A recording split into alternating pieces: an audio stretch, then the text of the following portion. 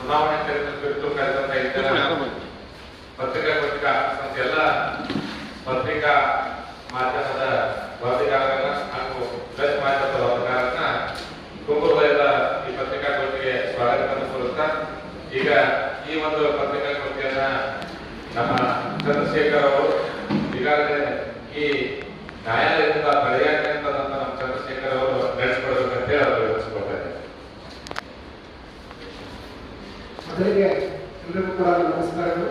ಗೌರವಾನ್ವಿತ ಎಲ್ಲ ಮಾಧ್ಯಮ ಮಿತ್ರರು ಮತ್ತು ದೃಶ್ಯ ಮಾಧ್ಯಮದ ಎಲ್ಲ ವರದಿಗಾರರಿಗೂ ಕೂಡ ಮತ್ತೊಮ್ಮೆ ನನ್ನ ನಮಸ್ಕಾರಗಳನ್ನು ತಿಳಿಯಬಯಸ್ತಾ, ಹಾಗೆ ಇಲ್ಲಿ ನನ್ನ ಜೊತೆ ವೇದಿಕೆಯನ್ನು ಹಂಚಿಕೊಂಡಿರ್ತಕ್ಕಂಥ ಎಲ್ಲ ಗೌರವಾನ್ವಿತರಿಗೆ ಮೊದಲಿಗೆ ಒಂದು ನಮಸ್ಕಾರಗಳನ್ನು ಮತ್ತೊಮ್ಮೆ ತಿಳಿಸ್ತಾ, ಬಂಧುಗಳೇ, ಇದು ಪ್ರಾಥಮಿಕ ಶಾಲಾ ಶಿಕ್ಷಕರ ಸಂಘ ಬೆಂಗಳೂರು ಈ ಒಂದು 2026ರಿಂದ 31ನೇ ಸಾಲಿನವರೆಗೆ ಚುನಾವಣೆ ಪ್ರಕ್ರಿಯೆಗೆ ಸಂಬಂಧಪಟ್ಟಂತಹ ವಿಸ್ತೃತವಾದ ವರದಿ ಬಂದಿದೆ.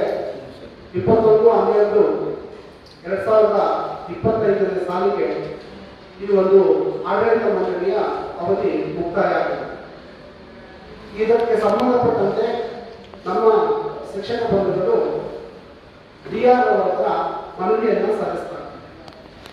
ಡಿಆರ್ ವೇದಿಕೆಯ ಉಪಸ್ಥಿತರೆ ಅಲ್ಲಿ 4 ಜನಗಳು ಹೋಗಿ ಅವಧಿ ಮುಗಿದಿದೆ, ಇದಕ್ಕೆ ಚುನಾವಣೆಯನ್ನ ನಡೆಸ್ಕೊಡ್ಬೇಕು ಅಂತೇಳಿ ಕೇಳ್ಕೊಂಡ್ರೆ, ಇದಾದ ನಂತರದಲ್ಲಿ ಡಿಆರ್ ಅವರು ಮುಂದಿನ ಪ್ರಕ್ರಿಯೆಗಾಗಿ ಒಂದು ಪತ್ರ ವ್ಯವಹಾರವನ್ನು ನಡೆಸ್ತಾರೆ. ಆನಂತರದಲ್ಲಿ ನಮ್ಮ ಶಿಕ್ಷಕ ಬಂಧುಗಳೇ ಧಾರವಾಡ ಹೈಕೋರ್ಟ್ನಲ್ಲಿ ಒಂದು ರಿಟ್ ಪಿಟಿಷನ್ ಆಗ್ತದೆ.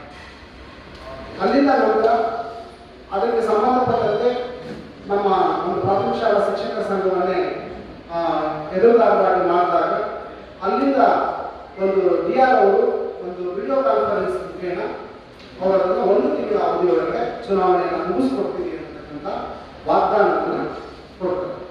ಇದಾದ ನಂತರದಲ್ಲಿ ತತ್ಕ್ಷಣವೇ ಪ್ರಾಥಮಿಕ ಶಾಲಾ ಶಿಕ್ಷಕರ ಸಂಘದ ಏನು ಈಗಿನ ಅಧ್ಯಕ್ಷ ವಹಿಸಿಕೊಂಡಿರ್ತಕ್ಕಂಥ ಶ್ರೀಯುತ ಚಂದ್ರಶೇಖರ್ ನಮಗೆ ಅದಕ್ಕೊಂದು ಟೈಮ್ ಟೇಬಲ್ ಅನ್ನು ಇಮಿಡಿಯೇಟ್ ಆಗಿ 1/4/2026ಕ್ಕೆ ತಕ್ಷಣವೇ ಹೊರಡಿಸ್ತಾರೆ. ಆ ಟೈಮ್ ಟೇಬಲ್ ಪ್ರಕಾರ ಚುನಾವಣಾ ಪ್ರಕ್ರಿಯೆಗಳು ತತ್ಕ್ಷಣವೇ ಶುರುವಾಗ್ತವೆ. ಆದರೆ ಚುನಾವಣೆ ನಡೀಬೇಕು ಅಂತಂದ್ರೆ ತಮ್ಮೆಲ್ಲರಿಗೂ ಗಮನಕ್ಕಿದೆ, ಬಹುಶಃ ಎಷ್ಟೆಷ್ಟು ಚುನಾವಣೆಗಳನ್ನು ತಾವೆಲ್ಲರೂ ಕೂಡ ನೋಡಿರ್ತೀರಿ. ಚುನಾವಣಾ ಟೈಮ್ ಟೇಬಲ್ ಅನೌನ್ಸ್ ಮಾಡೋಕ್ಕಿಂತ ಮುಂಚೆ ಮತದಾರರ ಪಟ್ಟಿಯನ್ನ ಸಿದ್ಧಪಡಿಸತಕ್ಕಂಥದ್ದು ಮೊದಲ ಅಂಶ.